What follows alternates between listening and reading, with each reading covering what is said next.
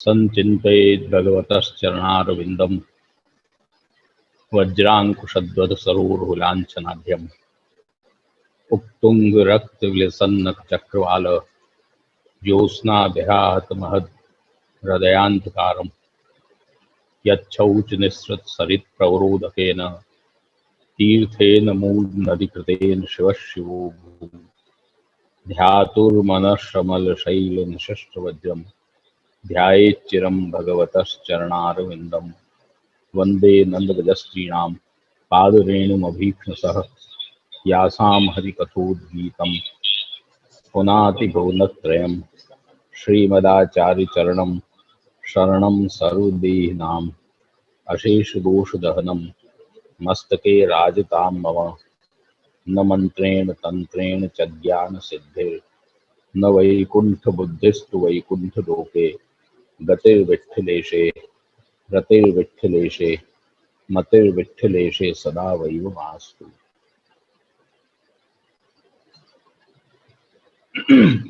आवाज આવે છે ને ક્લિયર કિશોરભાઈ? હા બરાબર, જયશ્રી બરાબર આવે છે. આવાજ આવે છે ને? બરાબર, બહુ ફાઇન આવે છે. सर्वप्रथम श्री वल्लभाचार्य चरण के चरणों में वंदन करते हुए उपस्थित इलेक्ट्रॉनिक मीडिया के माध्यम से जुड़े हुए समग्र परम भाग्यवान वैष्णवजन, आज चतुश्लोकी का अपना द्वितीय सत्र हम प्रारंभ करने जा रहे हैं। उसको प्रारंभ करने से पहले एक विषय थोड़ा सा स्पष्ट कर दे रहे हैं। गत सत्र में प्रश्न हुआ था, शकुन भाई ने प्रश्न किया था कि आध्यात्मिक, आधिदैविक और आधिभौतिक ये तीन प्रकार पुरुषार्थों में होते हैं या कैसे। तो शकुन भाई शायद ज्वाइंट हुए हैं कि नहीं हुए हैं अभी?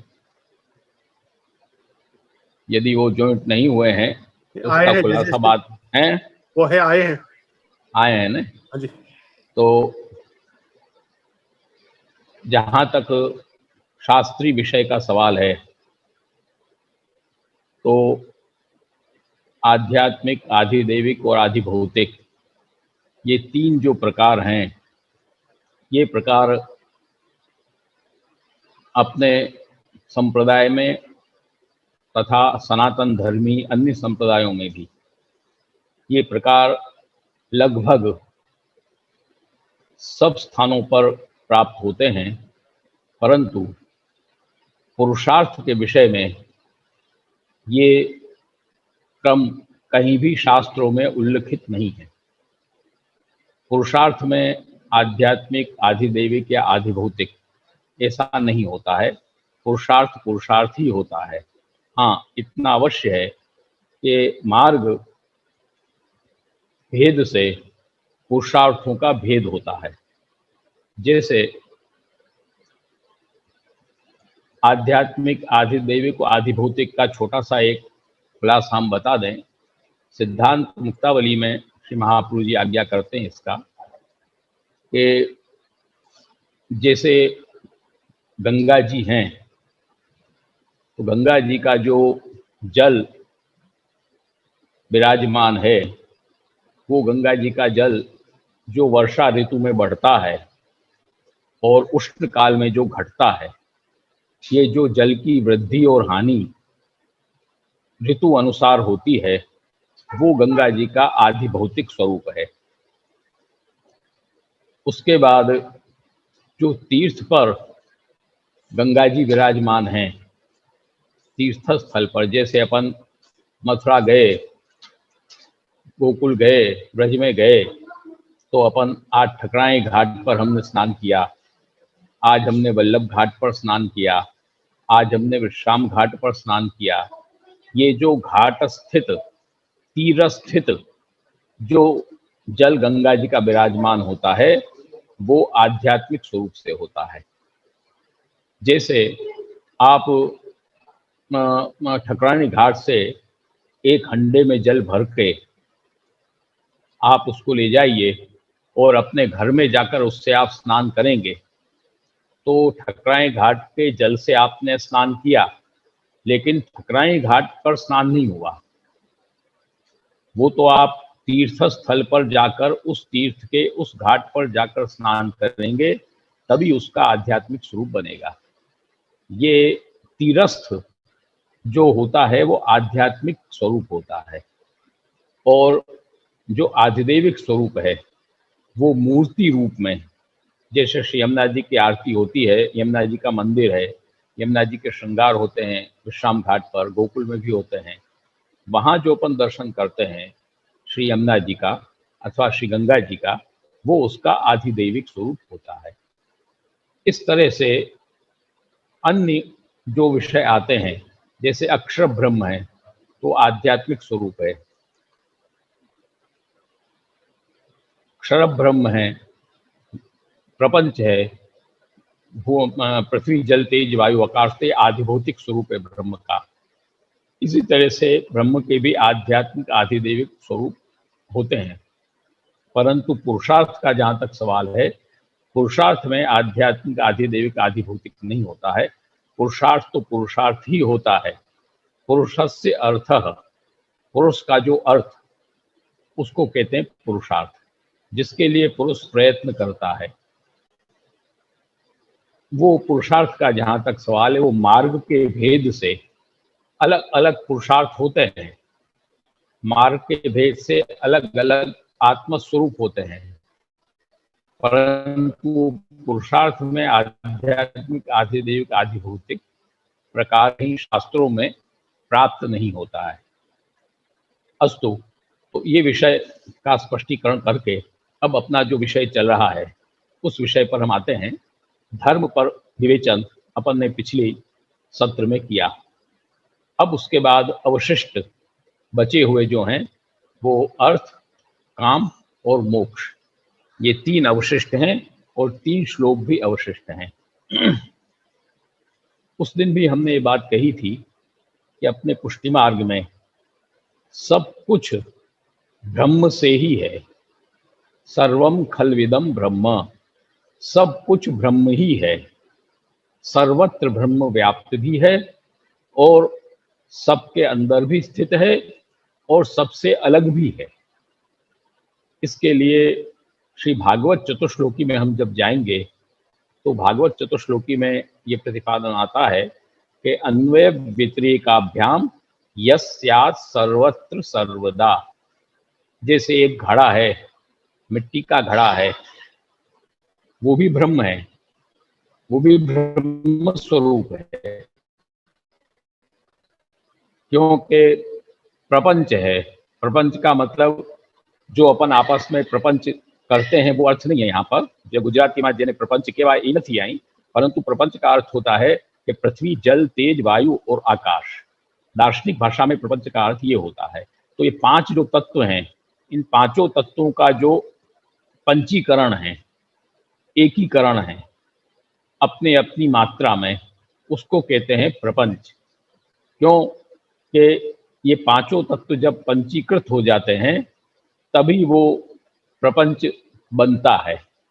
जैसे उदाहरण के तौर पर कि आज कोई भी वस्तु है, कोई भी आज ये पुस्तक भी है, इस पुस्तक पर अपन यदि ऐसे चोट करेंगे तो इसमें से आवाज आएगी, इसी से हम यदि ऐसे करेंगे तो हवा आएगी। तो ये जो आवाज आना और हवा आना होता है, ये इसके अंदर वायु तत्व और आकाश तत्व इसके अंदर मिला हुआ है। इसकी पूरी प्रक्रिया दर्शन में बताई गई है पंचीकरण की। तो पंचीकृत जो पंच महाभूत है वो घड़े के अंदर है। मट्टी का एक घड़ा है, वो भी ब्रह्म है, परंतु उसका पूजन हम नहीं करते हैं। उस मट्टी के घड़े से भी समग्र प्रपंच में ब्रह्म होते हुए भी ब्रह्म उन सब से अलग भी है। प्रपंचो भगवत कार्य, महाप्रभु जी आज्ञा करते हैं, प्रपंच भगवत कार्य है, उसके अंदर ब्रह्म घुसा हुआ है, परंतु उससे अलग भी ब्रह्म है। तो अन्वय और व्यतिरेक, अन्वय से ब्रह्म संपूर्ण प्रपंच के अंदर स्थित है और व्यतिरेक से ब्रह्म उससे अलग होकर के भी स्थित है। इसलिए अपने पुष्टि मार्ग में, वल्लभ दर्शन में सब कुछ ब्रह्मात्मक है। इसलिए जो हमारे चारों पुरुषार्थ हैं ये भी ब्रह्मात्मक ही रहेंगे, इसमें भी ब्रह्म से ही संबंधित चारों पुरुषार्थ आवेंगे। इसलिए श्री महाप्रभु जी ने आज्ञा किया है, पुष्टि मार्गे हरेर दास्यम धर्म, पुष्टि मार्ग में भगवान का दास्य स्वीकार करना यही वास्तविक धर्म है। अर्थ हरिरेव ही, अर्थ ठाकुर जी स्वयं ही हैं। और कामो हरिदृक्षा च, काम है वो भगवान के दर्शन करने की अभिलाषा, उत्सुकता, आकांक्षा ये है। और मोक्ष कृष्णस्य चेत ध्रुवम, मोक्ष है वो भगवान में अपने आप को सर्वात्मना समर्पित कर देना, ये मोक्ष है। तो चारों भगवान से ही संबंधित हैं, इसमें कोई लौकिक विषय नहीं है। इसीलिए हमने पहले दिन धर्म का जब विवेचन किया तो धर्म के विवेचन में हमने रास पंचाध्यायी का प्रणय गीत का यत् पत्ति पत्ति सुहृदाम अनुपत्ति रंग स्त्रीणाम स्वधर्म इति धर्म विदातुयोक्तम अस्त्वेव मे तुदुपदेश पदे त्वयीशे श्रेष्ठो भवान स्तनुभृताम किल बंधुरात्मा, ये हमने श्लोक कहा था। इस पर थोड़ा विवरण भी हमने दिया था कि वस्तुतः जो धर्म है वो हमारा जीव का धर्म यही है कि हम भगवत सेवा करें। यो यदंशः सतम भजेत, जो जिसका अंश है वो उसी का भजन करे। लौकिक में जो हमको संबंध प्राप्त हुए हैं ये संबंध उपचार मात्र हैं, वो केवल शरीर से संबंध रखने वाले धर्म हैं, वो आत्मा से संबंध रखने वाले धर्म नहीं है। इसीलिए श्रीमद् भागवत में कहा गया कि धर्म स्वनुष्ठित पुंसाम विश्वक्सेन कथास्वयः नोत्पादयेद यदि रतिम श्रम एव हि केवलम।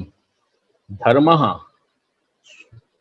जो अच्छी प्रकार से अनुष्ठित किया हुआ जो धर्म है, वो धर्म करने से यदि भगवान की कथा में हमारी रुचि उत्पन्न नहीं होती है तो सुखदेव जी स्पष्ट आज्ञा कर रहे हैं भागवत में कि वो धर्म जो कर हमने किया है वो केवल श्रम मात्र है, परिश्रम मात्र है, उसका कोई तात्पर्य या उसका कोई भी प्रयोजन या उसकी कोई फल सिद्धि नहीं है। धर्म वही है कि जिस धर्म से हमको भगवान की कथा में, भगवान की सेवा में रुचि उत्पन्न हो जाए। तो इसलिए धर्म का जो विवेचन हुआ कि सर्वदा सर्वभावे न भजनीयो ब्रजाधिपः, इसलिए उस दिन हमने भजनीय, सर्वभावे न और ब्रजाधिपः तीन शब्द पर हमने जोर दिया था। और सर्वदा कहा आपने, और अंत में कहा कि नान्य क्वापि कदाचन, कोई भी कभी भी किसी भी स्थिति में और कोई दूसरा धर्म हो ही नहीं सकता। धर्म यही होता है कि वो वही जो हम भगवान की ब्रजाधिप प्रभु की सेवा करें। तो धर्म का विवेचन होने के बाद अब दूसरा श्लोक आता है अर्थ का। द्वितीय श्लोक जब अपन लेते हैं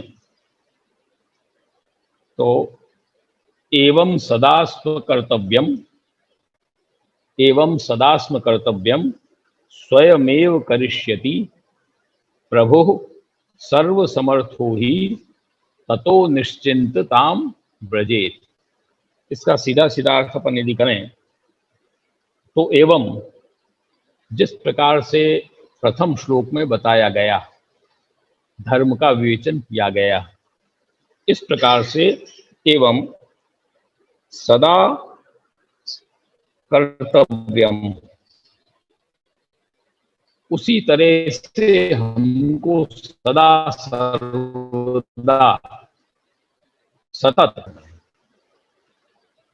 यदि हम उस तरह से सर्वभाव से भगवत भजन करते हैं तो सर्व समर्थ प्रभु स्वयमेव करिष्यति। यदि उस तरह से हम भजन करते हैं, सर्वभाव से भजन करते हैं, तो सर्व समर्थ प्रभु जो हमारे गोकुलाधीश हैं, ब्रजाधिप हैं, वो स्वयमेव करिष्यति। आगे का जो अर्थ पुरुषार्थ है उसको वो स्वयं ही सिद्ध करेंगे। ततो इसलिए निश्चिंतताम व्रजेत, इसलिए हमको चिंता नहीं करनी चाहिए, निश्चिंत रह करके भगवत भजन करना चाहिए। भगवत भजन हम करते रहें और बीच बीच में चिंतन अर्थ का करते रहें। आज की स्थिति ये है, आज ज्यादातर वैष्णव में ये स्थिति आ गई है कि अर्थ का भजन तो ठाकुर जी का करेंगे, परंतु अंदर अर्थ का चिंतन चलता रहेगा। हमको ये पैसा कैसे मिले, हमारा ये काम कैसे हो जाए, हमारा ये काम कैसे हो जाए, हमारा ये काम कैसे हो जाए। ठीक है, लौकिक में ये सब स्थिति आती है, परंतु भगवत भजन जब हम करते हैं तो हमको अपने प्रभु पर संपूर्ण विश्वास के साथ करना है कि जब हम ये कार्य इस तरह से अनन्य भाव से करेंगे तो प्रभु हमारे सर्व समर्थ हैं। कर तुम अकर तुम अन्यथा कर तुम समर्थ हैं, वो हमारे समस्त कार्य को पूर्ण करेंगे। इसलिए ये इसका एक सीधा सीधा अर्थ हुआ। इसके बाद मुख्यतः अपन श्री गोकुलनाथ जी की टीका लेकर ही चल रहे हैं। उसमें बाद श्री गोकुलनाथ जी आज्ञा करते हैं कि एवं प्रथम पुरुषार्थम पुरुषोत्तम सेवन रूपम पुष्टि मार्गानुसारी धर्मम निरूप्य अतः परम द्वितीय पुरुषार्थम अर्थ रूपम निरूपयन्ति। इस प्रकार प्रथम पुरुषार्थ पुष्टि मार्गियों का भगवत सेवन रूप हमारा प्रथम पुरुषार्थ है, भगवान की सेवा करना, ये हमारा धर्म है। ये सेवन रूप पुरुषार्थ को बता करके निरूपण करके उसके बाद द्वितीय पुरुषार्थ अर्थ रूपम, धर्म अर्थ रूप जो पुरुषार्थ है उसका आगे आप विवेचन कर रहे हैं।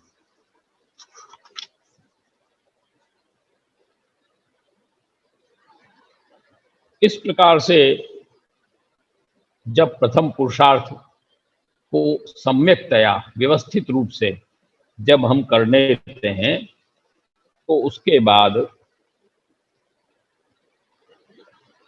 इसमें आप गोकुलनाथ जी आज्ञा कर रहे हैं कि विश्वास युक्त हृदय न स्वनुष्ठिते सती। पहली शर्त यह है कि विश्वास युक्त हृदय से हम प्रभु का भजन करें। एक बात आप लोगों को बता दें, पुष्टि मार्ग में अपराध तो कई होते हैं और गुण भी कई हैं, हरिराय चरण ने शिक्षापत्र में बताए हैं, परंतु पुष्टि मार्ग में बाधक केवल दो चीज है, बाकी कोई चीज बाधक नहीं है। बाधक केवल दो चीज है, एक तो प्रभु पर अविश्वास और दूसरा अन्याश्रय। ये दो बाधक हैं। अन्याश्रयो महानेव बाधको भीयताम ततः तत्क्षणेनैव सच्चेतो विमुखम वै विधास्यति। अन्याश्रय महान बाधक है, इसलिए तत्क्षणेनैव, अन्याश्रय जब हम यदि करते हैं तत्क्षण चित्त को भगवान से विमुख कर देता है। और अविश्वासोन कर्तव्य सर्वथा बाधकस्तु सह ब्रह्मास्त्र चातको भाव्यौ प्राप्तम सेवेत निर्मम। श्री महाप्रभु जी आज्ञा करते हैं कि अविश्वास नहीं करना चाहिए। अविश्वास जब होता है तो रामायण में आता है कि हनुमान जी ने जाकर के सुंदरकांड का वर्णन आता है कि हनुमान जी ने अशोक वाटिका में राम मुद्रिका सीता जी को देने के लिए गए और वो मुद्रिका देकर के, संदेश देकर के, उसके बाद हनुमान जी ने वहां अशोक वाटिका में उपद्रव किया, वृक्ष उखाड़ना शुरू किया, तोड़ना शुरू किया। उस समय राक्षस लोग आ गए और उनसे युद्ध हुआ, उन्होंने सब राक्षसों को मारा। अंत में मेघनाद को आना पड़ा और मेघनाद ने आकर के रावण के पुत्र ने हनुमान जी को ब्रह्मास्त्र का प्रयोग करके ब्रह्मास्त्र से बांध दिया। जब हनुमान जी बंध गए तो ब्रह्मास्त्र बंध करके हनुमान जी को रावण के सामने सभा में पेश किया गया और वहां जब पेश किया गया तो ब्रह्मास्त्र मंत्र से बांधा था उसने, कच्चे सूत के डोरे से बांध दिया था हनुमान जी को। अब जब उनको पेश किया गया तो रावण ने कहा कि अरे ये बंदर बहुत बलवान है, ये कहीं भाग जाएगा, इसलिए इसको मजबूत सांकलों से बांधा जाए, लोहे की जंजीर से इसको बांधा जाए। जब उनको लोहे की जंजीर से बांधा गया तो हनुमान जी हंसने लगे। तो रावण ने कहा, भाई हंस क्यों रहे हो, हंसने का क्या कारण है इस समय? तब उन्होंने कहा कि देखो, जिसका पुत्र इतना विद्वान होता है उसका पिता इतना मूर्ख होता है, इस पर मुझे हंसी आ रही है। तेरे पुत्र ने तो मुझे बांधा और तेने मुझे मुक्त कर दिया। क्योंकि रावण ने ब्रह्मास्त्र पर अविश्वास किया तो ब्रह्मास्त्र स्वतः छूट गया और सांकलों से हनुमान जी कंट्रोल में रहते नहीं। हनुमान जी तो ब्रह्मास्त्र की मर्यादा में बंधे थे, इसलिए वहां पर हनुमान जी ने सब सांकल तोड़कर पूरी अशोक लंका में आग लगाया। तो कहने का तात्पर्य कि वहां अविश्वास हुआ तो ब्रह्मास्त्र बंधा हुआ भी छूट गया। इसी तरह पुष्टि मार्ग में भी यदि हम अविश्वास करते हैं तो प्रभु हम पर सर्व समर्थ होई ततो निश्चिताम व्रजेत, ये स्थिति नहीं हो सकती है। ये स्थिति विश्वास करने पर होती है। अनन्याश्रय और विश्वास, इन दोनों के साथ जब हम भगवत भजन करते हैं, भगवत सेवा करते हैं, सर्व भाव से भगवत सेवा करते हैं, उस तरह का धर्म जब हम करते हैं, तब प्रभु सर्व समर्थ हो ही ततो निश्चिंतताम व्रजेत की स्थिति हमारे सामने आती है। इसलिए यहाँ पर श्री गोकुलनाथ जी आज्ञा कर रहे हैं कि सम्यक्तया विश्वास युक्त हृदय न स्वनुष्ठिते सती, विश्वास युक्त हृदय से अन्याश्रय से हट करके, अनन्याश्रय रख करके जब सेवन किया जाता है वैष्णवों के द्वारा, तब ऐहिक और पारलौकिक सब कार्य प्रभु स्वयमेव बिना प्रार्थना के ही, फिर वहां प्रार्थना करने की आवश्यकता नहीं रहती है, बिना प्रार्थना के ही करिष्यति, संपादयिष्यति, प्रभु उसको संपादन कर देंगे स्वयं ही, उसमें उनको कोई चिंता करने की आवश्यकता नहीं है। संपादयिष्यति,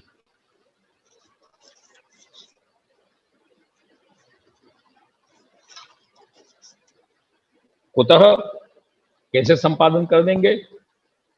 कि स प्रभु, वो प्रभु हैं। प्रभु का तात्पर्य होता है सर्व समर्थ, वो सर्व समर्थ हैं, वो ये करने में समर्थ है, उनके लिए कोई बड़ी चीज नहीं है। भगवान ने जब वहां से 16,000 कुमारियों के साथ विवाह किया, तो 16,000 विवाह करने में क्या एक एक दिन अलग अलग विवाह हुआ? एक एक दिन अलग अलग विवाह नहीं हुआ था। एक साथ आपने 16,000 कन्याओं के साथ विवाह किया और एक साथ ही सब जगह विवाह हुआ, सब जगह एक साथ भगवान के माता पिताओं की भी उपस्थिति हुई एक साथ सब जगह उन कन्याओं के माता पिताओं की उपस्थित हुई, एक साथ सब कराने वाले की भी उपस्थिति हुई और एक साथ सब विवाह भी हुआ। ये कैसे हो सकता है? ये संभव नहीं है, हमारी बुद्धि से एक बुद्धि गम्य नहीं होता है।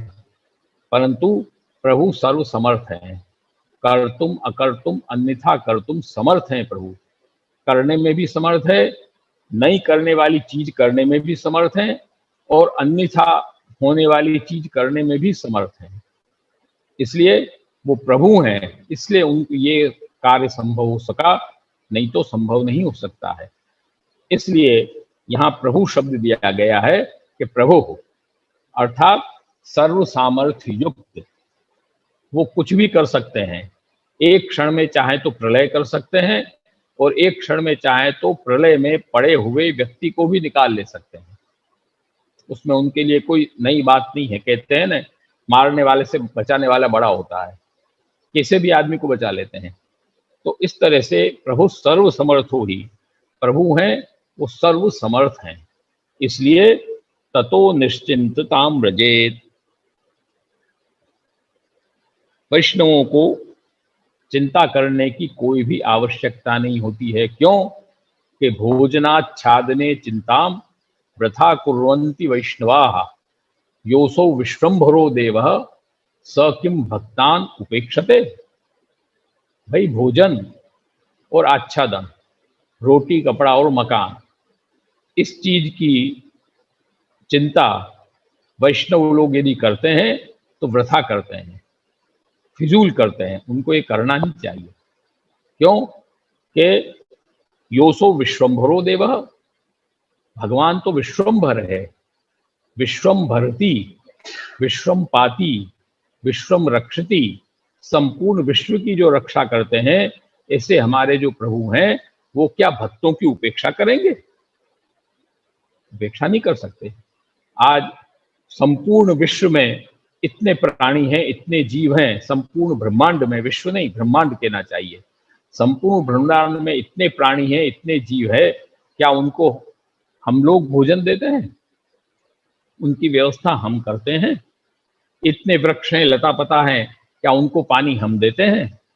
नहीं, प्रभु सबको पालन करते हैं। कीड़ा मकोड़ा, छोटे छोटे जीवों का भी प्रभु पालन करते हैं, बड़ों का भी प्रभु पालन करते हैं। हम तो केवल ये समझते हैं कि हम कर रहे हैं, केवल कर्तृत्वाभिमान, करने का अभिमान हमको है, हम करते नहीं है।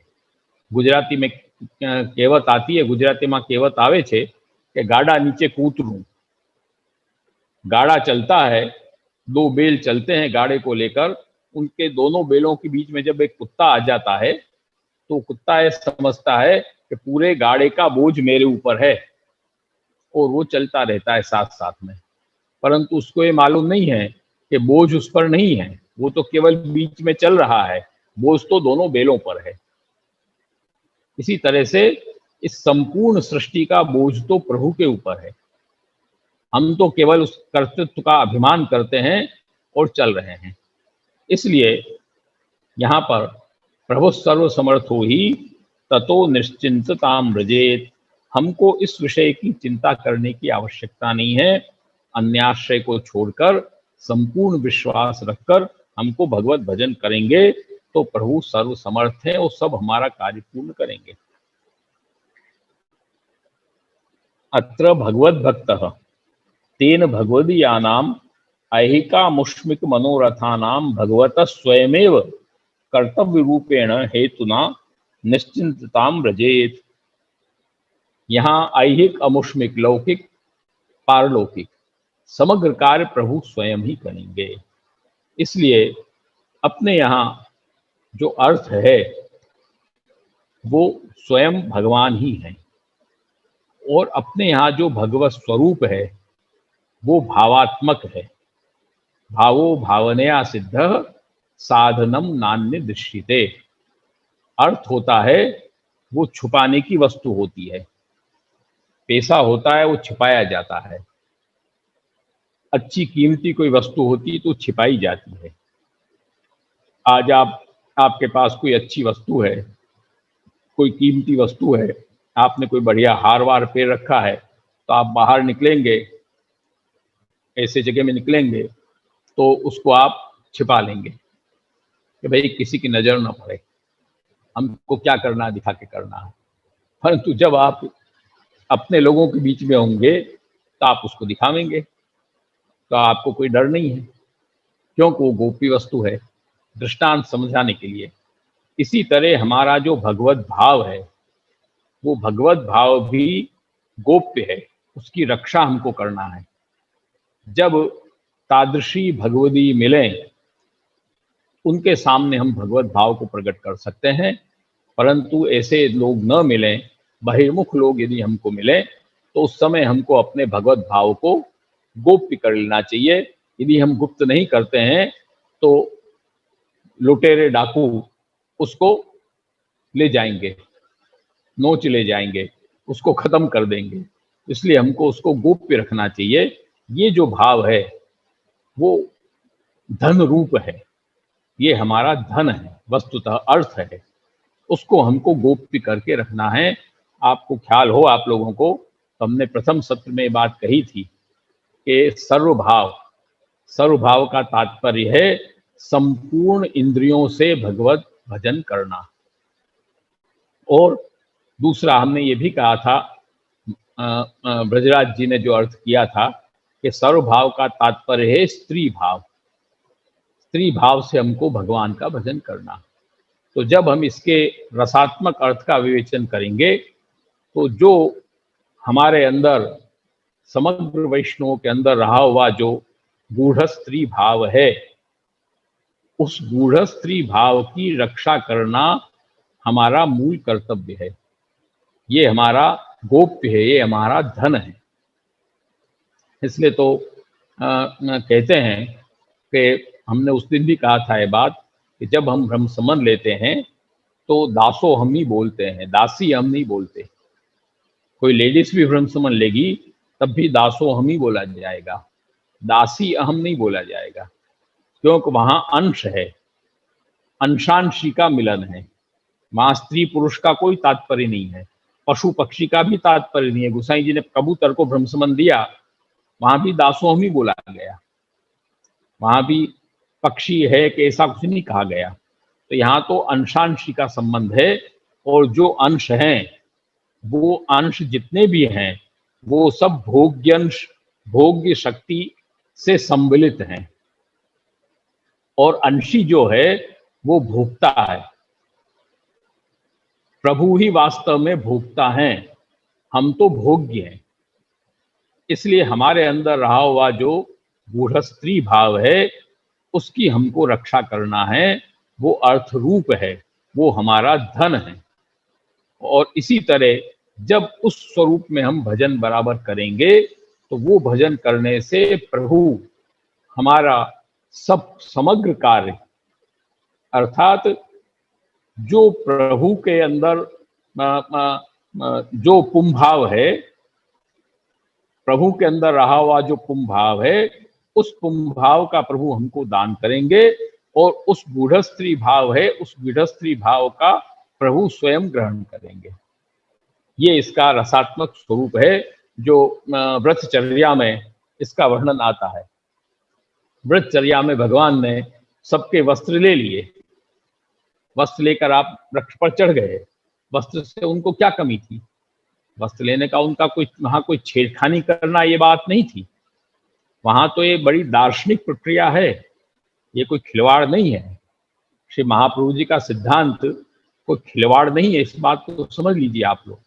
ये तो खरा सोना है, छाती ठोक के कहीं भी चले जाओ, मैं देश के किसी भी कोने में चले जाओ, कैसे भी विद्वानों के सभा में चले जाओ, श्री महाप्रभु जी का सिद्धांत तो छाती ठोक के उनके सामने रख दो, जलती हुई आग में उसको डाल दो, तब भी वो खरा सोना है, वो एकदम शुद्ध ही निकलेगा, उसमें कहीं कोई कमी आने वाली बात नहीं है।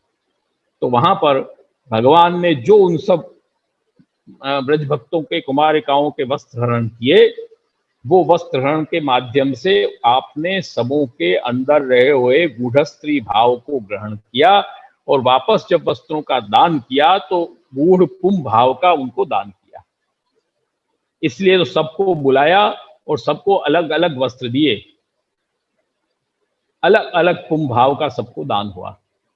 तो कहने का तात्पर्य कि जो ये गूढ़ स्त्री भाव, गूढ़ कुंभ भाव है, ये जो भावात्मक स्वरूप है प्रभु का, यही वस्तुतः अर्थ रूप है। ये हमारा अर्थ है, ये हमारा धन है। इस धन को हमको संभाल कर रखना है और ये धन की प्राप्ति हमको तब होती है कि जब हम अनन्य भाव से, विश्वास युक्त होकर के सर्व भाव से भगवत भजन करेंगे तब, नहीं तो वो स्थिति आने की स्थिति नहीं आती है। इसलिए यहाँ पर, इसीलिए आप देखेंगे कि वृत्रासुर चतुश्लोकी में द्वितीय श्लोक अहम हरे तव पादैक मूल, प्रथम श्लोक हुआ धर्म का। दूसरा श्लोक हो गया न नाक पृष्ठम न च पारमेष्ठ्यम न सार्वभौमम न रसाधिपत्यम न योग सिद्धे अपनर्भवम वा समंजसत्वाम विरहय्य कांक्षे। दूसरे श्लोक में ही अर्थ पुरुषार्थ के वर्णन में ही मोक्ष भी तुच्छ हो गया। अर्थ पुरुषार्थ में ही विचार करिए, जो मोक्ष चतुर्थ पुरुषार्थ है ज्ञान मार्ग में, जो मोक्ष मर्यादा भक्ति मार्ग में चतुर्थ पुरुषार्थ है, उस मोक्ष को अर्थ से भी तुच्छ कर दिया वृत्रासुर ने। अर्थ से भी तुच्छ हो गया। न स्वर्ग चाहता हूं, न नाकपृष्ठम न च पारमेष्ठ्यम, ब्रह्मलोक नहीं चाहता हूं, न रसाधिपत्यम, चंद्रलोक भी नहीं, योग सिद्धि भी नहीं, और अपुनर्भव अर्थात मोक्ष, मुझे मोक्ष की भी कामना नहीं है। मैं आपको केवल चाहता हूं, आपके सिवा किसी को नहीं चाहता। हे समंजस त्वाम विरहय्य, आपको छोड़कर मुझे कुछ भी नहीं। तो अर्थ स्वरूप प्रभु स्वयं है। गूढ़ स्त्री भाव, गूढ़ कुंभ भाव से युक्त प्रभु स्वयं अर्थ स्वरूप हैं।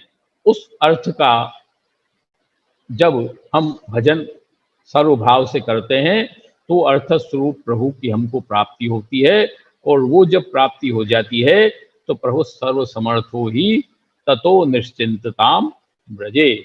फिर कोई चिंता करने की आवश्यकता नहीं होती। लौकिक परलौकिक सब स्वतः सिद्ध हो जाते हैं। विचार करिए, जब प्रभु पधार जाएंगे तो लक्ष्मी जी कहाँ जाएगी?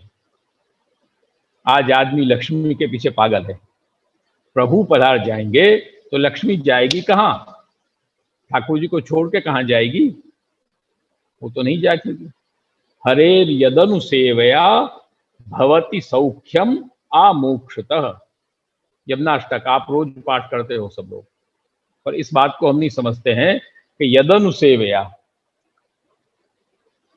आजकल तो श्री लक्ष्मी जी के पीछे पागल है सब आदमी, सीधा उसी को चाहिए।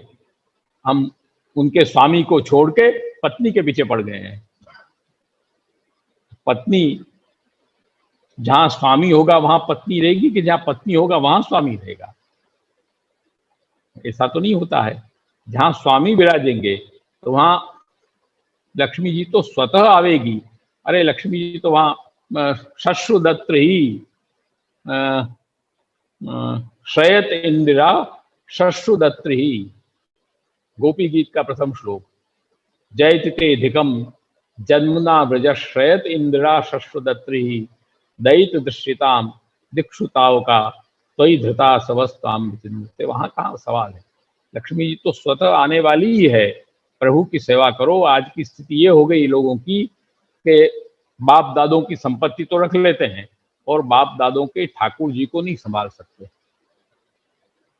ये बड़ा एक चिंतनीय विषय है, गंभीर विषय है, समझने का विषय है। हम अपने बाप दादों की लौकिक संपत्ति के पीछे तो पागल हैं, परंतु बाप दादों की अलौकिक संपत्ति, जो वास्तविक अर्थ है, जो मूल में अर्थ है, ऐसे प्रभु, उनकी सेवा हमसे नहीं होती। बापा वया गया, गुजरी गया, હવે ठाकुर जी सेवा नहीं थाती, पधरावी दियो गुरु घर में। गुरु घर में पधारेंगे कोई बात नहीं, हम हमारे लिए तो महद्भाग्य ठाकुर जी पधारे हैं, सब आनंद ही है हमको तो, परंतु आवश्यकता इस चीज की है कि प्रभु हमारे घर से न पधारें, चाहे हम 2 कण का मिश्री ही भोग धरें, कुछ न बने तो कोई आवश्यकता नहीं बड़ी तामझाम से सेवा करने की, प्रेम से। यहाँ तो शर्त श्री महाप्रभु जी की है, स्नेह से। यत किंचित, पद्मनाभ दास जी क्या रखते थे? पद्मनाभ दास जी छोला भोग धरे और वहां आप विनती किया कि कृपानाथ आपको 56 भोग अरोग्न हो, सामग्री अरोग्नी हो तो महाप्रभु जी के घर पधारो, मेरे यहाँ तो ये है। मथुराधीश ने कहा नहीं, मैं तेरे वहीं रहूंगा। और जब गोसाई जी ने बड़ा मनोरथ किया प्रथम, तब पूछा श्री जी बाबा के कपोल पे हाथ रखकर कि बाबा कैसो आनंद आयो? ये लीला प्रकट किया है श्री गोसाई जी ने, समझना बात। नहीं तो श्री गोसाई जी भोग धरे हो ठाकुर जी को, कम आनंद आवे? ऐसा हो सकता है? संभव ही नहीं है। परंतु श्री गोसाई जी ने ये लीला प्रकट इसलिए किया, श्री गोवर्धन धर ने भी ये लीला प्रकट इसलिए किया कि हम जीवों को समझने के लिए। कपोल पे हाथ रख के जब पूछा कि बाबा कैसो आनंद आयो, क्या जवाब दिया श्री गोवर्धन धरण ने कि हाँ, पद्मनाभ दास के छोला जैसो नहीं आयो। विचार करो, पद्मनाभ दास जी जो छोला भोग धरते थे, वैसा आनंद 56 भोग में नहीं आया ठाकुर जी को। कहने का तात्पर्य कि आज हमारा एक कर्तव्य होना चाहिए, प्रत्येक पुष्टि मार्गी वैष्णव इतना सजग होना चाहिए कि हम हमारे प्रभु को हमारे घर से न पधरावें। प्रभु का पधारना है मतलब अर्थ का चला जाना है, मूल धन का चला जाना है। हमारी श्री चली जाएगी, हमारी कांति चली जाएगी, हमारा यश चला जाएगा, सब कुछ हमारा चला जाएगा। ठाकुर जी विराजेंगे, सब कुछ है। यत्र योगेश्वर कृष्णो यत्र पार्थो धनुर्धर तत्र श्री विजयो भूति ध्रुवा नीति मतेर्मम। प्रभु विराजे, वहां सब कुछ है, वहां कोई चीज की आवश्यकता नहीं है। आज हमको इस श्लोक से ये समझना है कि हम अपने बड़ों के ठाकुर जी हैं, उनको हम अपने हृदय से लगाकर रखें, चाहे 2 कण का मिश्री ही भोग धरो। तुमसे सेवा नो, कहीं ऐसा नियम नहीं है कि तुमको बड़ा बड़ा मनोरथ करना है और राजभोग धरना है, ऐसा नहीं है। तुम अपने यहाँ तो श्री महाप्रभु जी ने इतनी सरल सेवा का क्रम रखा है कि तुम चाहो तो एक आधा घंटे में भी सेवा कर सकते हो, और चाहो तो अष्टयाम की पूरे दिन भी सेवा कर सकते हो। तो एक सूक्ष्म सूक्ष्म भी हम सेवा करें, परंतु हमारे प्रभु हमारे पास विराजें, ये आग्रह हम रखें, वही हमारा अर्थ है। इसलिए प्रभु सर्व समर्थो ही ततो निश्चिंत ताम ब्रजेत। इस प्रकार से अर्थ का विवेचन होकर के उसके बाद आता है काम, काम पुरुषार्थ। यदि श्री गोकुलाधीशो धृतः सर्वात्मना हृदि ततः किम परम ब्रूहि लौकिकैर वैदिकैरपि।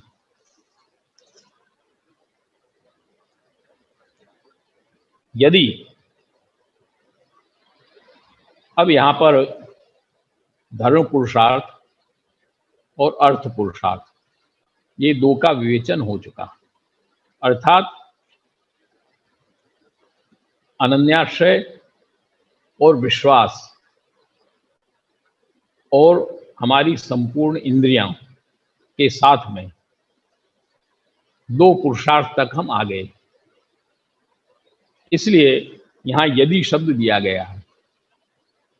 यदि शब्द से सीधा धर्म पुरुषार्थ और अर्थ पुरुषार्थ, यदि धर्म और अर्थ पुरुषार्थ को हम जैसा बताया गया उस पद्धति से यदि करते हैं तो, नहीं तो नहीं। यदि श्री गोकुलाधीशः धृतः, गोकुलाधीश ऐसे भगवान हृदय धृतः, यदि हृदय में सर्वात्मना धारण किए गए हैं, हमने धारण कर लिया है, तो ततः, तो अपरम किम परम ब्रूहि, ततः किम अपरम ब्रूहि, तो दूसरा कहने का ही क्या है फिर। यदि प्रभु हमारे हृदय में विराज गए हैं तो फिर आगे कहने की बात क्या रही, कोई कहने की बात नहीं है। लौकिक वैदिक रपि किम ब्रूहि, तो फिर वहां लौकिक वैदिक की बात करना ही क्या है, वो सब चीज तो नीचे चली गई, नीचे के भाग में आ गई। अब हमको कुछ कहने की आवश्यकता नहीं, प्रभु हमारे हृदय में विराज गए, सब काम हो गया। इसका एक सीधा सीधा अर्थ है। इसके बाद श्री गोकुलनाथ जी आज्ञा करते हैं,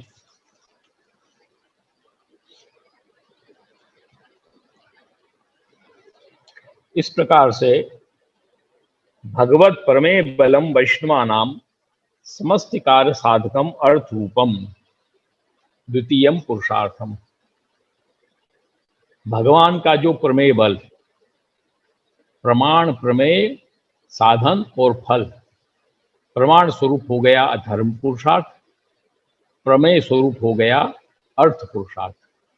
इस प्रकार से भगवत प्रमेय बलम, भगवान अपने प्रमेय बल से वैष्णवों के समस्त अर्थ के कार्य साधक जब हो जाते हैं, अर्थ रूप हो जाते हैं, तब इस प्रकार द्वितीय पुरुषार्थ को बता करके अब तृतीय पुरुषार्थ का निरूपण आप कर रहे हैं।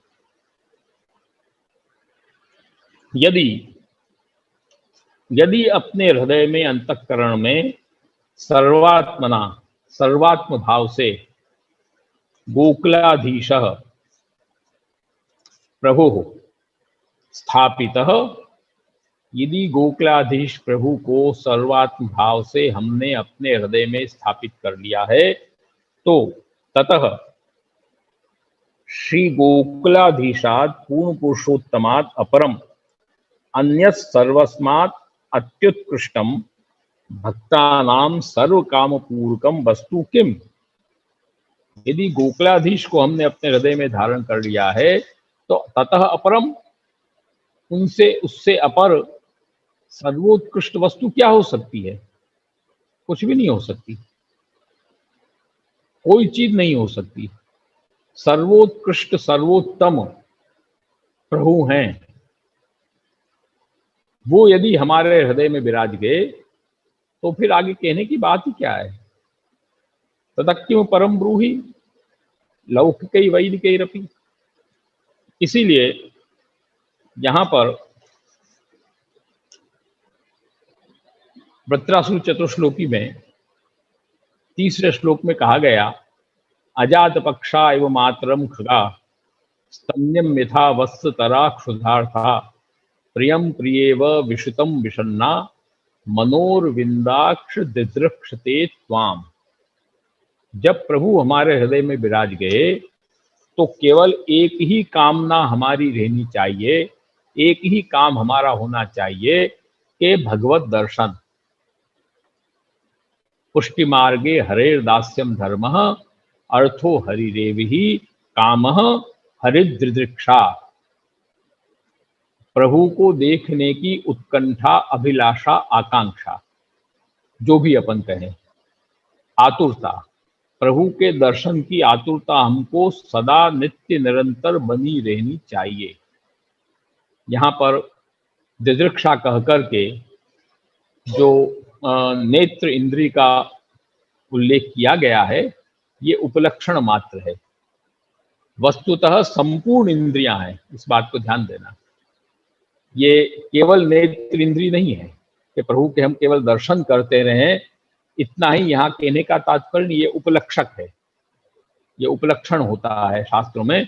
जैसे आज अपन ने कहा कि ब्रज, तो ब्रज गिरिराज जी, यमुना जी, द्वादश वन, द्वादश उपवन, ये सब उसके अंदर आ गए। इसी तरह से हमने गिरिराज जी कहा, तो गिरिराज जी कहने से वन, उपवन, झरना वगैरह सब उसके अंदर आ गए। तो इस तरह से ये दिदृक्षा जो कहा गया है वो केवल नेत्र इंद्रियों का विषय नहीं है, हमारी संपूर्ण इंद्रियां, क्यों पहले सर्वभावेन आ चुका है। तो सर्वभावेन, इसी तरह वेणुगीत में भी आप उठाकर देखेंगे तो पहले के जो पीठिका के, वेणुगीत में 4 श्लोक पीठिका के हैं, उसके बाद के 6 श्लोक गुणों के हैं, और उसके बाद के जो श्लोक हैं वो शरणागति के हैं। तो जो पीठिका का श्लोक है, अक्षण्णुताम फलमिदम न परम विदामः, ये जो श्लोक आया है वहां पर, वो अक्षण्णुताम फलमिदम, कहीं आगे मिल लो, आगे कहीं है, अक्षण्णुताम फलमिदम न परम विदामः सख्य पशु नन विवेशयतोर्वयस्यै वक्त्रम ब्रजेश सुतयो रनुवेणुजुष्टम यैर्वा निपीत मनुरक्त कटाक्ष मोक्षम। अक्षण्णुताम इदम फलम, अक्षण्णुताम, अक्ष माने आंखें, ये उपलक्षण है। अक्षण्णुताम, आंख कहने से संपूर्ण इंद्रियां यहां पर आ गई। अक्ष माने संपूर्ण इंद्रियां भी होती है।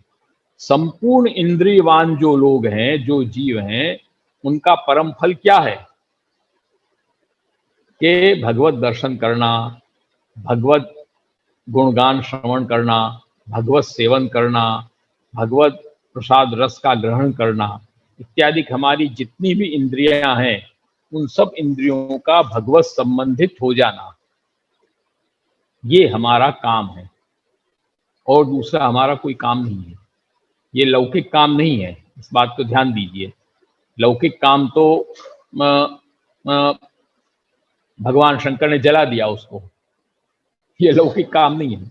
हमारे श्री गोवर्धन धरण तो देव दमन है, वो तो देव दमन का स्वरूप है, जिन्होंने कामदेव का भी दमन कर दिया। तो वहां तो साक्षात मन्मथ कामदेव के भी कामदेव हैं। तो प्रभु तो अखिल ब्रह्मांड नायक हैं, तो वहां पर ये जो काम है वो अलौकिक काम है, क्योंकि लौकिक काम यदि होता तो भगवत सेवा में, भगवत प्राप्ति में बाधक होता। हरिराय चरण आज्ञा करते हैं, काम क्रोधौ हरि प्राप्ति प्रतिबंधक पर्वतौ तौ उल्लंघ्य न शक्नोति गंतुम कृष्णांतिकम जना। काम और क्रोध ये दोनों भगवत प्राप्ति में प्रतिबंध रूप पर्वत हैं, बड़े बड़े पहाड़ हैं। एक काम पहाड़ है, एक क्रोध पहाड़ है। इन दोनों का उल्लंघन करके भगवत प्राप्ति नहीं हो सकती, ये बीच में अड़े हुए हैं। इसलिए लौकिक काम, लौकिक क्रोध यहाँ नहीं है, यहाँ तो अलौकिक काम है। तो अलौकिक काम यही है, हम अपनी संपूर्ण इंद्र भगवत दर्शन के लिए सतत लालायित रहें। हमारी जिह्वा भगवत प्रसाद ग्रहण करने के लिए, उनका अध्रामृत लेने के लिए सतत लालायित रहे। हमारे कर्ण भगवत शब्द श्रवण करने के लिए, भगवत गुणगान श्रवण करने के लिए सतत लालायित रहे। हमारे हाथ भगवत सेवा करने के लिए लालायित रहें, हमारे पैर भगवत सेवा के लिए लालायित रहें। इसी तरह से संपूर्ण हमारी इंद्रियां हैं, अपने पायोर मलांश त्यागेन शेष भागम तनूनयेत यस्वा भगवत कार्य यदा स्पष्टम न दृश्यते तदा विनिग्रह तस्य कर्तव्य निश्चय। यहाँ जो इंद्रियों का प्रत्यक्ष भगवत विनियोग नहीं दिखाई देता है, उनका अप्रत्यक्ष भगवत विनियोग प्राप्त होता है। इस तरह से समस्त इंद्रियां जब प्रभु में लगी रहती है, वही हमारा वस्तुतः काम है। हम प्रभु को समस्त इंद्रियों से सर्वात्मना भगवत दर्शन की इच्छा हमारे अंदर बनी रहे, यही हमारा काम है। जैसे अजात पक्षा एवं मातरम खगा, जिन पक्षियों के पंख नहीं उग निकले हैं, वो पक्षी अपने माता कब उनको लावे और चुग्गा दे, उनको खवावे, उसके लिए सतत उनकी अभिलाषा बनी रहती है। स्तन्यम यथा वस्त्र तरा क्षुधार्ता, जो माता का स्तनपान पान करने वाले बच्चे हैं, चाहे पशु के हों चाहे मनुष्य के हों, वो बच्चे सतत माता के ऊपर आधारित रहते हैं। उनका सतत अभिलाषा बनी रहती है कि माता कब आवे और कब हमको स्तनपान करावे। प्रिय प्रियव विषितम विषन्ना, जो प्रिया प्रीतम होते हैं दो, वो अपने प्रिय की आगमन के लिए सतत अभिलाषाशील बने रहते हैं। उनका सतत मन वहीं लगा रहता है। यहाँ पर श्री महाप्रभु जी आसक्ति भ्रमण न्याय का उल्लेख करते हैं। काम पुरुषार्थ की पूर्णता कब होती है कि जब हमको आसक्ति भ्रम हो जाए। भ्रम माइक हो वो अलग चीज है, ये तो आसक्ति जन्य भ्रम है। इतनी आसक्ति हमको बढ़ जाए कि हमको प्रभु ही चारों तरफ दिखाई देने लग जाए, इसको कहते हैं आसक्ति भ्रमण न्याय। तो आसक्ति भ्रमण न्याय की स्थिति जब हमारी बन जाए तब समझो हमारा काम पुरुषार्थ सिद्ध हो गया। कहते हैं ना, एक उर्दू का शेर है समझने के लिए कि अंदाजे हू बहू तेरे आने का था। अंदाजे हू बहू तेरे आने का था, देखा निकल के घर से तो झोंका हवा का था। हवा चली, झोंका आया, हमको ये हो गया कि हमारे प्रिय पधारे, प्रभु पधारे। बाहर जाकर देखा तो प्रभु नहीं पधारे, हवा का झोंका आया है। ये समझने के लिए है। ये कहते हैं आसक्ति भ्रम। आसक्ति से एक ऐसा भ्रम पैदा हो जाए कि कुछ भी कार्य हो हमको लगे ठाकुर जी पधारे, कुछ भी कार्य हो हमको लगे प्रभु पधारे। आज वो सतत वही चीज, जैसे कुंभन दास जी के हुआ, कुंभन दास जी के बहुत संकोच था अर्थ का, तो श्री गोसाई जी ने कहा चलो हमारे साथ परदेश, वैष्णवंशु सेवा हो जाएगी तुम्हारी भी। तो आज्ञा किया, मना तो कर नहीं सकते थे। हाँ कृपानाथ जैसी आज्ञा, चलेंगे साथ में। आप राजभोग आरती करके पधारे, डेरा वहां से प्रस्थान किए और अप्सरा कुंड पे डेरा पड़े। रात्रि विश्राम अप्सरा कुंड पे किया श्री गोसाई जी ने। वहां से फिर आगे बढ़ना था।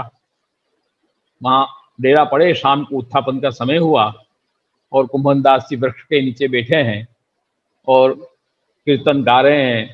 केते दिन भेज गए बिन देखे। केते दिन, विचार करो, दिन कुछ नहीं हुए थे, खाली राजभोग में तो दर्शन करके आए थे। हुआ क्या था, राजभोग में तो दर्शन करके आए थे, वो उत्थापन का ही तो टाइम हुआ था। परंतु उनकी स्थिति ये हो गई कि युगों बीत गए हो जाने, कितने दिन बीत गए हो श्री बाबा के दर्शन करे बिना। ये उनकी दिदृक्षा, संपूर्ण इंद्रियों की आकांक्षा भगवान में लगी हुई थी उनकी थी, तो उनको आसक्ति सिद्ध थी। आसक्ति की स्थिति जब आ जाती है तो समझो कि हमारा काम पुरुषार्थ हुआ। ये काम पुरुषार्थ है। यदि श्री गोकुलाधीशो धृतः सर्वात्मना हृदि ततः किम परम ब्रूहि लौकिकई वैदिकई रपि। फिर कुंभन दास जी के क्या लौकिक और क्या वैदिक, कुछ नहीं रहा, वहां तो एक प्रभु बस। तो ये काम पुरुषार्थ की सिद्धि है। उसके बाद आता है चतुर्थ,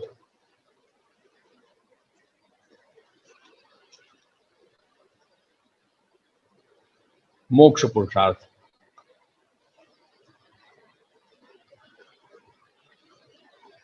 ततः सर्वात्मना शश्वत, अतः सर्वात्मना शश्वत, दोनों पाठ हैं इसमें, ततः और अतः। अतः सर्वात्मना शश्वत गोकुलेश्वर पादयोः स्मरणम भजनम चापि न त्याज्यमिति मे मतिः। अतः इसलिए अब सिद्ध फल बता रहे हैं। अतः वहां आता है कि जहां सिद्ध फल बताया जाता है। अतः इसलिए सर्वात्मना, सर्वात्म भाव से गोकुलेश्वर पादयोः, गोकुलेश्वर प्रभु के चरणारविंद में, चरण कमलों में शाश्वत निरंतर स्मरणम भजनम च अपि, स्मरण और भजन दोनों, न त्याज्यम नहीं छोड़ना है, इति में मति, ऐसा श्री महाप्रभु जी कहते हैं कि इति में मति, ऐसी मेरी निश्चयात्मिका बुद्धि है। ये इसका एक सीधा सीधा अर्थ है। इसमें श्री गोकुलनाथ जी आज्ञा करते हैं,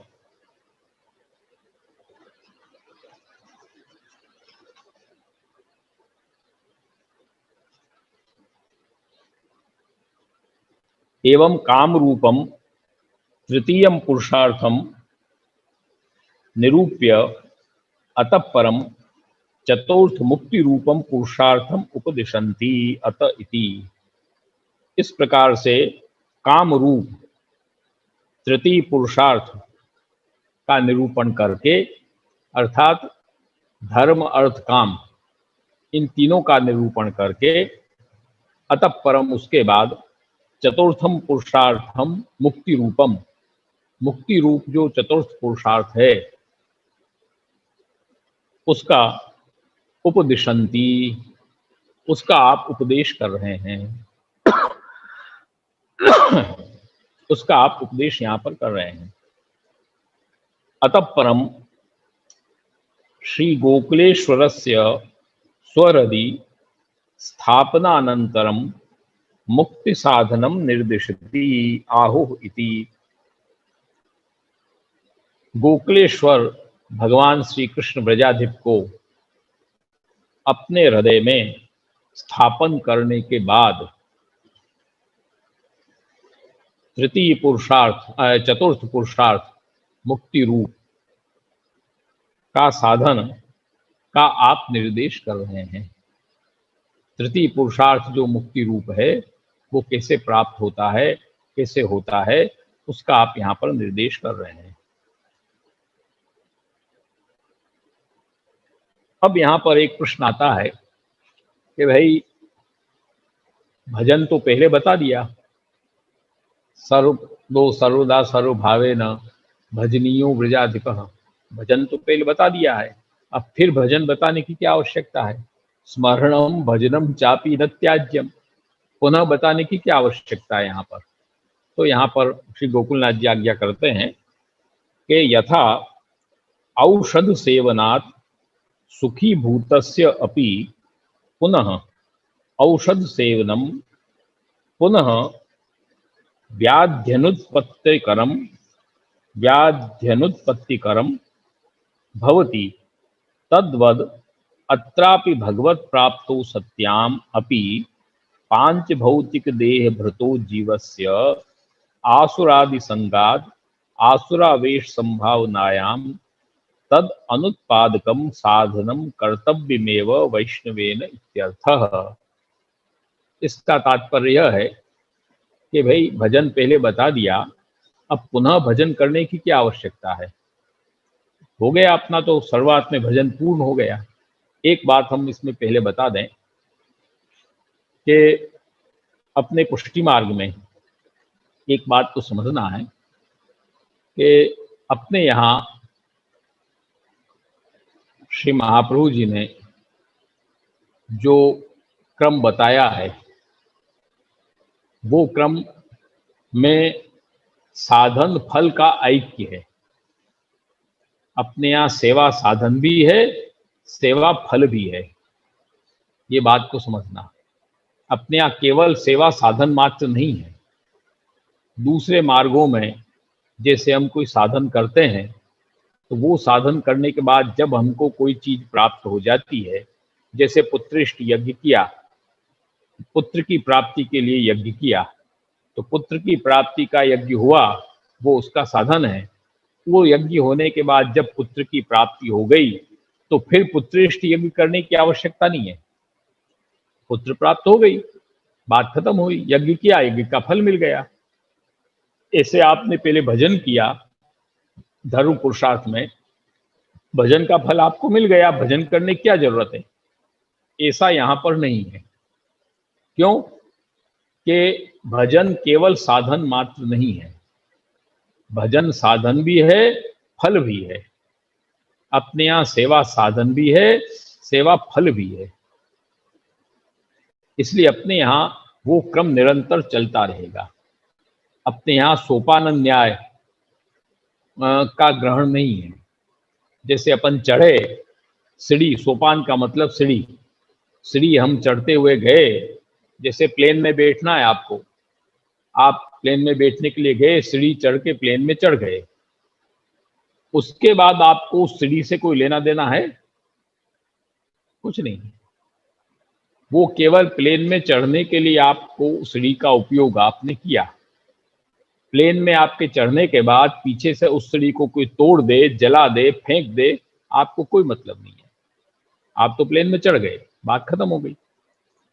ऐसा अपने यहाँ नहीं है। अपने यहाँ तो जो साधन है वो भी फल रूप है। साधन फल दोनों हैं, साधन फल का ऐक्य है। इसलिए भजन प्रारंभ में भजन है और अंत में भी भजन है। भजन हमारा बराबर चलता रहेगा, भजन खत्म होने का यहाँ विषय कभी नहीं आएगा। इसलिए आप यहाँ पर आज्ञा कर रहे हैं कि वो भजन करने की आवश्यकता इसलिए होती है कि जिस प्रकार से कोई व्यक्ति बीमार होता है, वो बीमार होने के बाद वैद्य के पास जाए, दवा ले, वहाँ से दवा प्राप्त किया उसने, वो औषध खाया, औषध खाने से उसकी बीमारी खत्म हो गई। खत्म होने के बाद भी वो औषध यदि खाता रहता है तो वो उस औषध का क्या प्रयोजन है? तो आप यहाँ पर आज्ञा करते हैं कि उसका प्रयोजन ये है कि बीमारी खत्म होने के बाद भी जब वो औषध खाता रहता है आदमी, तो उससे क्या फायदा होता है कि उसको पुनः बीमारी नहीं होगी। जो फिर बीमारी उत्पन्न होने वाली है वो बीमारी उसको उत्पन्न नहीं होगी। इसी तरह से हम प्रारंभ में जब भजन करते हैं, वो भजन अनन्य रूप से भजन करने के बाद जो हमको अर्थ और काम की प्राप्ति हो गई, वो हो जाने के बाद भी मोक्ष पुरुषार्थ तक जब हम आ गए, तो वहां आने के बाद भी हमको भजन तो चालू ही रखना है। वो भजन जब हमारा चालू रहेगा तो जीवस्य आसुरादि संगाद आसुरावेश संभावनायाम तद अनुत्पादकम साधनम कर्तव्यमेव। वहां तक पहुंचने के बाद भी दुस्संग आसुर संग का जो भय है, वो आसुर संग न हो जाए हमको, इसलिए हमको वहां पर भी भजन को चालू रखना है। इसलिए तो अपने यहाँ कहा है कि सत्संग बराबर करो, सत्संग से कभी मत हटो पीछे। सत्संगेन प्रभो चित्तम स्थापनीयम निरंतरम। सत्संग बराबर हमको करना है, चाहे कितना भी बड़ा भगवदी हो वो भी सत्संग करे नित्य, और चाहे नया वैष्णव भी हो कोई, वो भी सत्संग करे। सत्संग से कभी हमको हटना नहीं है। सत्संग है वो हमारे अंदर भाव रूपी जो वृक्ष है, पौधा है, जो बीज है, उस बीज का बराबर पोषण करता है, उसको बराबर सिंचन होता है सत्संग से। यदि हम सत्संग छोड़ देंगे उसका सिंचन खत्म हो जाएगा, और साथ साथ में हमारे आसुरावेश, आसुर संग की दोष हमारे ऊपर हावी होने की संभावना रहेगी। इसलिए हमको सत्संग बराबर करना है। इसलिए आप यहाँ पर आज्ञा कर रहे हैं कि वैष्णवों को बराबर करना है। अतः अत्र इदम औषधव सर्वथा न त्याज्यम। भगवान का स्मरण और भजन हमको बराबर करते रहना है, उसको कभी छोड़ना नहीं है। अब स्मरण किसको कहते हैं? स्मरणम तु अंतःकरण मलापहारकम जीवस्य। जब प्रभु का हम स्मरण करते हैं तो हमारे अंतःकरण में रहे हुए जो मल है, जो गंदगी है, उस गंदगी को स्मरण के द्वारा उसकी सफाई हो जाती है, निवृत्ति हो जाती है। और भजन जो है भगवत सेवा रूपम शरीरांगीकारक ज्ञापनार्थम। भजन जो है वो हमारे जो पांच भौतिक हमारा शरीर है, उस शरीर की शुद्धि बराबर करता है, जिससे हम प्रभु की सेवा करें।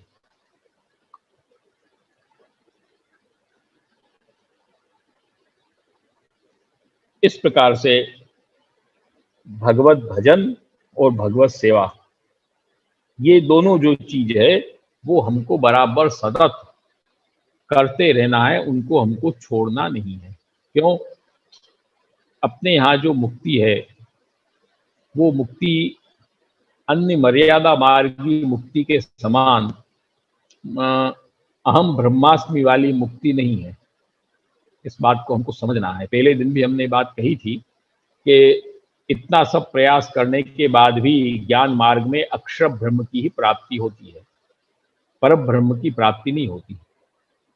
तो इसलिए हमने उस दिन ये भी बात कही थी कि सर्वोत्तम का जो श्लोक आता है, तदप प्राप्तो वृथा मोक्षः तदाप्तो तद्गतार्थता। यदि पूर्ण पुरुषोत्तम की प्राप्ति न हो और मोक्ष मिल जाए तो उस मोक्ष का क्या मतलब है? और प्रभु प्राप्ति यदि हो जाए तो फिर मोक्ष का कोई मतलब नहीं है, अर्थात मोक्ष का कोई मतलब नहीं है। वस्तुतः हमारा जो प्रयोजन है वो भगवत प्राप्ति होना चाहिए, प्रभु की प्राप्ति हमारा प्रयोजन होना चाहिए। प्रभु की प्राप्ति हमको होना चाहिए, हमारे अंशी जो प्रभु हैं उसमें अंश को मिलना चाहिए।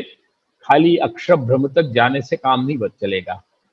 इसलिए यहाँ पर श्री महाप्रभु जी आज्ञा करते हैं कि जब जीव सर्वात्मना, सर्वात्म भाव से, जिसको हर्राय चरण आज्ञा करते हैं, अहम भगवतः सर्वम इति सर्वात्म भावनम, मैं प्रभु का सब हूँ, अहम भगवतः, मैं भगवान का हूँ, अपने आप का निक्षेप, अपना आप का जब हम प्रभु में कर देते हैं तब वो मोक्ष होता है।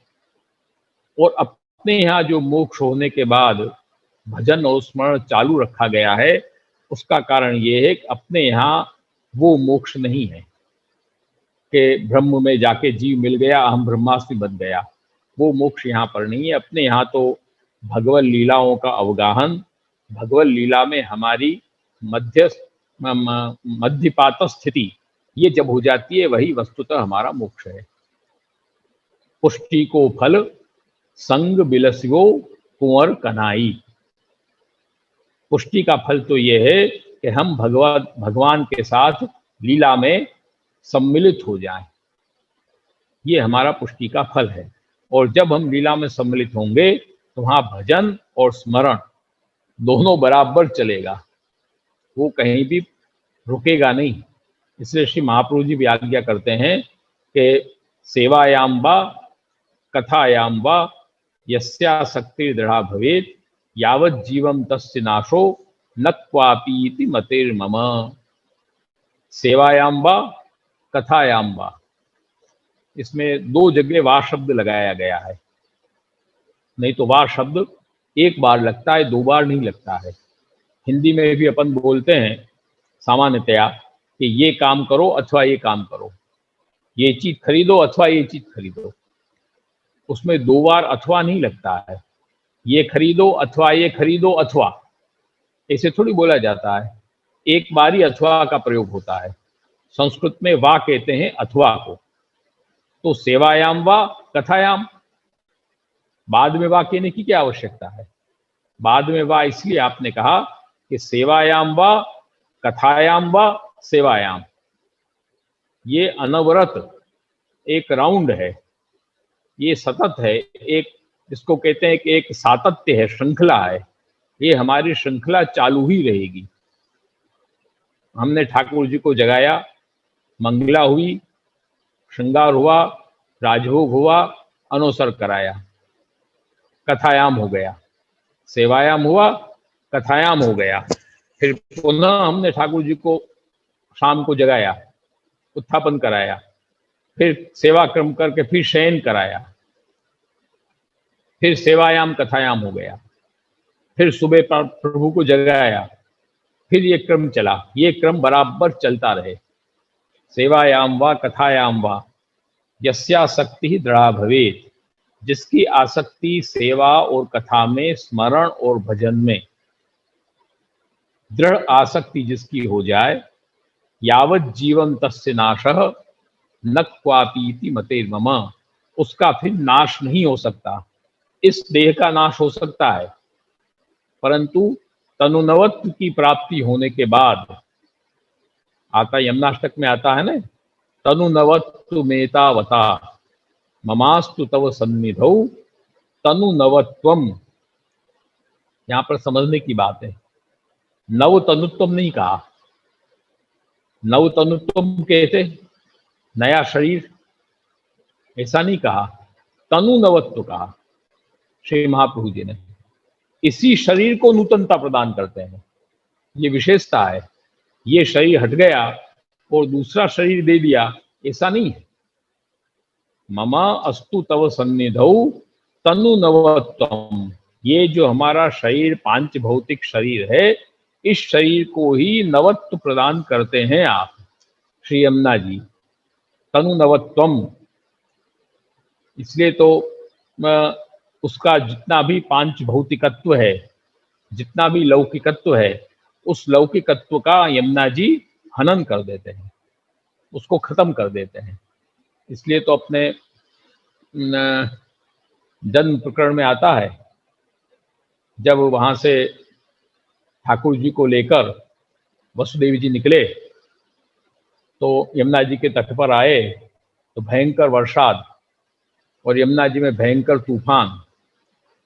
मघो निवर्षत तिसृकद यमानुजा गंभीर तो योग जवोर्मि फेनेला भयानका वर्त शताकुला नदी मार्गम ददौ सिंधु रिव श्रेय पते। वहां आए तो यमुना जी ने थोड़ी देर तो नहीं दिया मार्ग, उसके बाद मार्ग दे दिया। इस तरह से कि सिंधु रिव श्रेय पते है। जिस प्रकार भगवान राम को समुद्र ने सीता जी को लेने जब आप पधारे, लंका पर चढ़ाई किया, तब सीता जी के लिए पधारे तो वहां भगवान राम को मार्ग दे दिया। इसी तरह यमुना जी ने भी जब प्रभु वहां पर पधारे ब्रज में पधारने के लिए, तो प्रभु को मार्ग यमुना जी ने दे दिया। महर्षि महाप्रभु जी आज्ञा करते हैं कि भयानका वर्त शताकुला नदी। यमुना जी के लिए शब्द आया भयानक। यमुना जी भयानक स्वरूप में उस समय विराजी, आवर्त भंवर पड़ रही थी, ऐसे भयानक स्वरूप से यमुना जी विराज रही थी। तो श्री महाप्रभु जी लिखते हैं कि यमानुजा,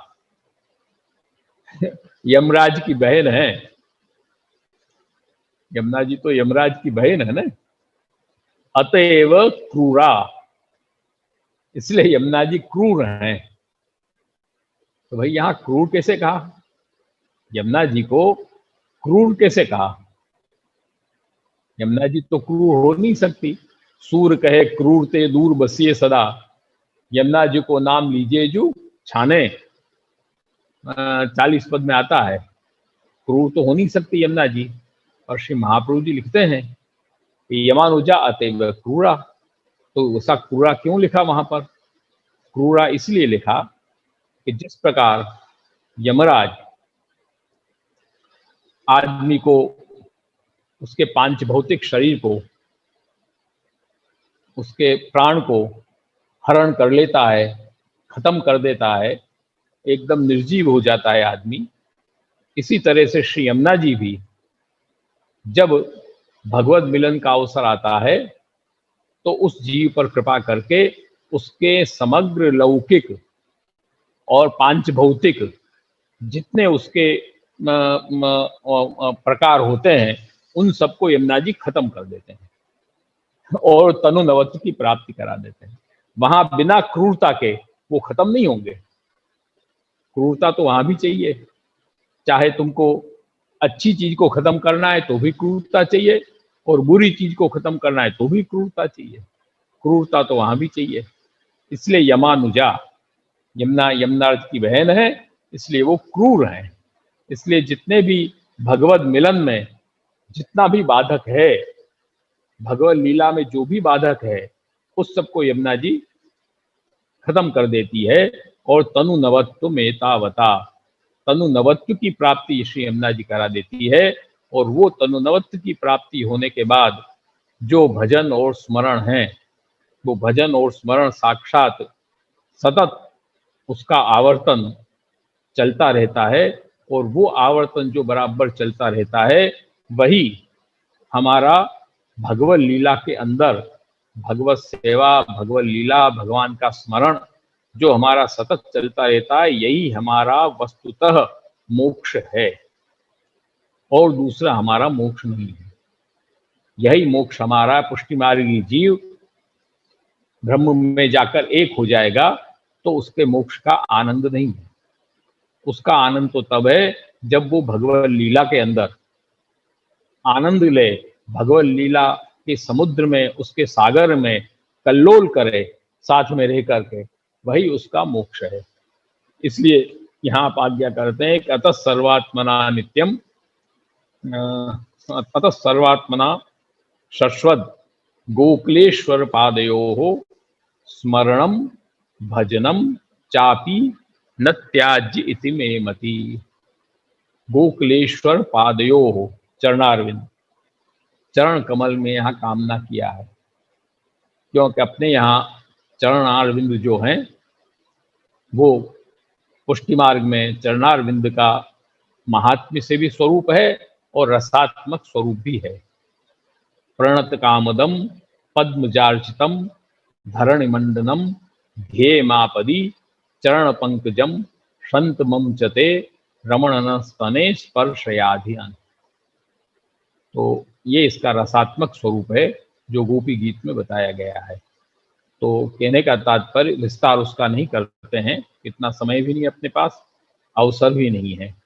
तो कहने का तात्पर्य कि जब भगवत लीला में, भगवत क्रीड़ा के अंदर जीव की प्राप्ति हो जाती है और वहाँ भगवत क्रीड़ा के अनुरूप ही जीव जब प्रभु की लीला के विलास का आनंद लेने लगता है, तब समझो कि हमारा मोक्ष सच्चा प्राप्त हो गया। क्योंकि प्रभु की क्रीड़ार्थ ही हमारी उत्पत्ति है, भगवत क्रीड़ार्थ हम यहाँ पर आए हैं, हम अपने लिए नहीं आए हैं। क्रीड़ार्थमात्मनेदम त्रिजगत कृतम ते स्वाम्यम तु तत्र कुधयो पर ईश कुर्यो, बलि राजा के प्रसंग में आता है।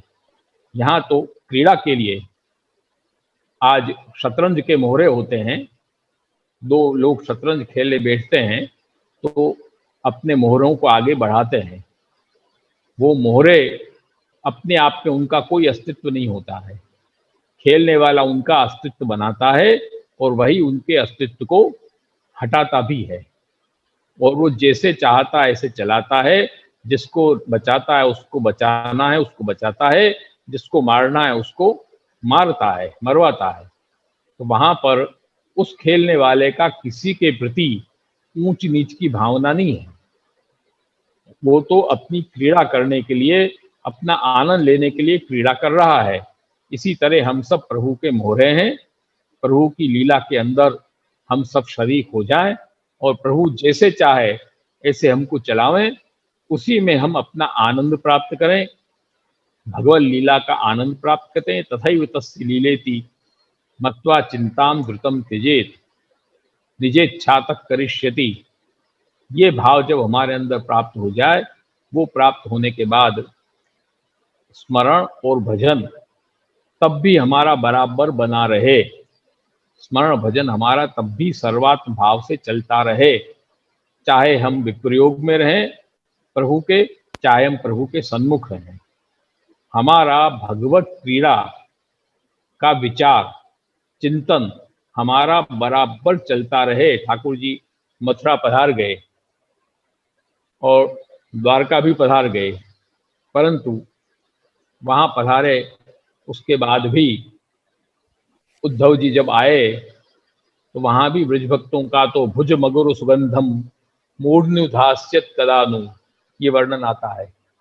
वहाँ भी ब्रज भक्तें उस विरह काल में भी भगवान के भुजाओं में की जो सुगंध है, उस सुगंध का आस्वादन ले रही थी। प्रभु जब उनको आलम्बन देते थे, आलम्बन देते थे, तो उन भुजाओं का स्वास्वादन विप्रयोग में भी वो वहां पर भी कर रही थी। भुज मधुर सुगंधम मूर्निधास्य तलानु, कब प्रभु इस तरह से हमारे ऊपर श्रेयस्थ रखेंगे और वो सुगंध हमको, वो आनंद हमको प्राप्त होगा। उस वियोग में भी उस आनंद की अनुभूति करना, ये हमारा मोक्ष है। इसलिए स्मरणम भजनम चापी न त्याज्य विति में मति, यहाँ सर्वात्म कहा, इसलिए वहां पर भी आपने कहा कि सर्वात्म भावोधिकृतो भवती नाम अधोक्षजे। भ्रमर गीत के पहले आता है कि सर्वात्म भाव आपको प्राप्त हो गया है, अर्थात आपको मोक्ष की प्राप्ति हो गई है। अब उनको कोई भगवत विप्रयोग रहे या प्रभु सन्मुख रहे, उनके तो नित्य सन्मुख ही हैं, उनको कहीं वो सवाल नहीं है।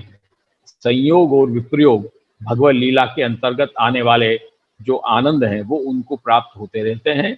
ये हमारा मोक्ष पुरुषार्थ, पुष्टिमार्गी जीवों का मोक्ष पुरुषार्थ ये है। विषय चतुश्लोकी देखने में हमको सरल है, तो हमको गंभीरता से लेना चाहिए। उस दिन भी हमने बात कही थी कि भागवत चतुश्लोकी 4 श्लोक हैं, परंतु 18,000 श्लोक का उसके अंदर तत्व भरा हुआ है 4 श्लोकों में। इसी तरह से महाप्रभु जी के चतुश्लोकी है, इसके अंदर भी वेद, भगवत गीता, ब्रह्म सूत्र, भागवत, इन सबों के सार इस चतुश्लोक के अंदर भरे हुए हैं। इसी तरह से वृत्रासुर चतुश्लोकी वो भी ऐसे ही है, उसके अंदर भी सब सिद्धांतों का, वेदों का, वेदांत का सार भरा हुआ है। तो कहने का तात्पर्य कि इस तरह से भगवत कृपा से, ये श्री महाप्रभु जी की कृपा से आज हमारे सुरेश भाई रूपा रेलिया के माध्यम से हमारा इस सत्संग में उपस्थित होने का अवसर हुआ। बहुत दिन से उनका आग्रह था, तो जो कि समय उनकी तो अपेक्षा ज़्यादा थी, परंतु इतना समय अब आगे उत्सव आ रहा है, आगे फिर हमारे कार्यक्रम भी है लखनऊ वगैरह के, तो इतना आगे रविवार अपन को खाली मिल नहीं पाएगा। इसलिए 2 रविवार में ही जो भी भगवत कृपा से हमको समझ में आया वो हमने आप लोगों को यहाँ पर यथा ज्ञान बताया। और अब एक बार 4 श्लोकों का एक साथ पाठ करके फिर हम इसको समाप्त करेंगे। उसके बाद आपके जो भी प्रश्न हों वो प्रश्न आप लोग आनंद से कर सकेंगे। सर्वदा सर्वभावेन भजनीयो व्रजाधिपः स्वस्यायमेव धर्मो हि नान्यः क्वापि कदाचन एवं सदा स्म कर्तव्यम स्वयमेव करिष्यति प्रभुः सर्वसमर्थो हि ततो निश्चिन्ततां व्रजेत् यदि श्री गोकुलाधीशो धृतः सर्वात्मना हृदि ततः किम परम ब्रूहि लौकिकैर्वैदिकैरपि अतः सर्वात्मना शश्वत् गोकुलेश्वर पादयोः स्मरणं भजनं चापि न त्याज्यमिति मे मते। इति श्रीमद्वल्लभाचार्य विरचिता चतुश्लोकी संपूर्णा।